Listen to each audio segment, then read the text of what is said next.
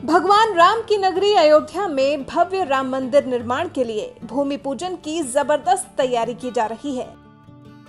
सूबे के मुखिया योगी आदित्यनाथ के दिशा निर्देशों पर रामलला की पावन नगरी अयोध्या की हर गली, हर चौराहे को पीले रंग से सजाया जा रहा है, जिसे देखकर लगता है मानो रामलला की नगरी पर सोने का रंग चढ़ गया हो।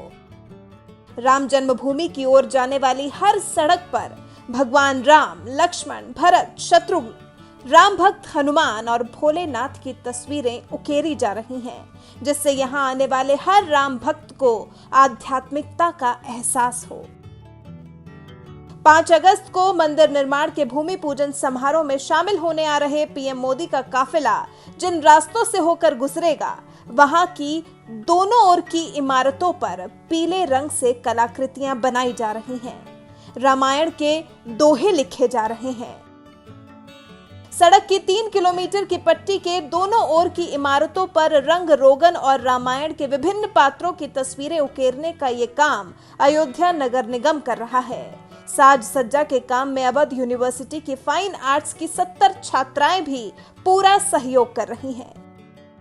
यही नहीं, साकेत में हेलीपैड पर भगवान राम और मां सीता के आदमकद रेखा चित्र भी नजर आएंगे। इसी हेलीपैड पर पीएम मोदी उतरेंगे और यहां से सीधे हनुमानगढ़ी मंदिर जाएंगे।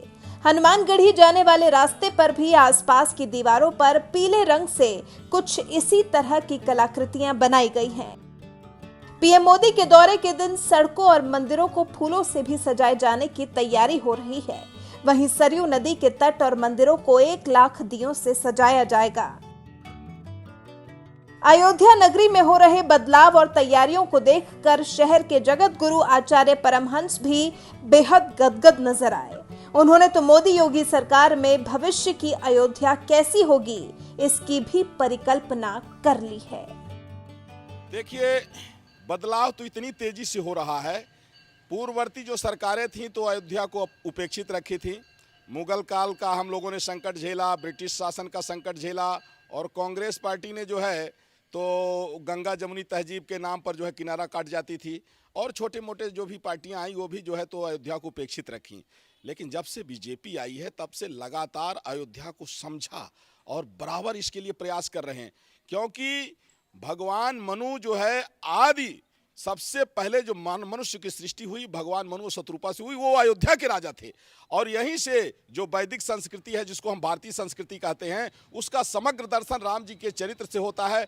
इसलिए अब राम मंदिर के साथ साथ पूरी अयोध्या का स्वरूप बदलता जा रहा है। साफ सफाई और रोड बनती जा रही, रोडों का चौड़ीकरण होता जा रहा है। साथ ही साथ में देखने को मिला है जैसे श्री राम एयरपोर्ट की भी तैयारी शुरू हो गई है, और 251 मीटर जो है राम जी की मूर्ति लगने की भी तैयारियां शुरू हो गई हैं, और महाराज दशरथ मेडिकल कॉलेज बनने की भी तैयारियां शुरू। मैंने ये देखा बहुत अभूतपूर्व बदलाव आ रहा है, और 24 तक अयोध्या इस तरह से बन जाएगी कि पूरे विश्व में चाहे कोई भी शहर हो, कोई भी सिटी हो, लेकिन अयोध्या आने के बाद लोगों को लगेगा कि यदि धरती पर कहीं स्वर्ग है तो भारत में है, और भारत में वो जगह अयोध्या है।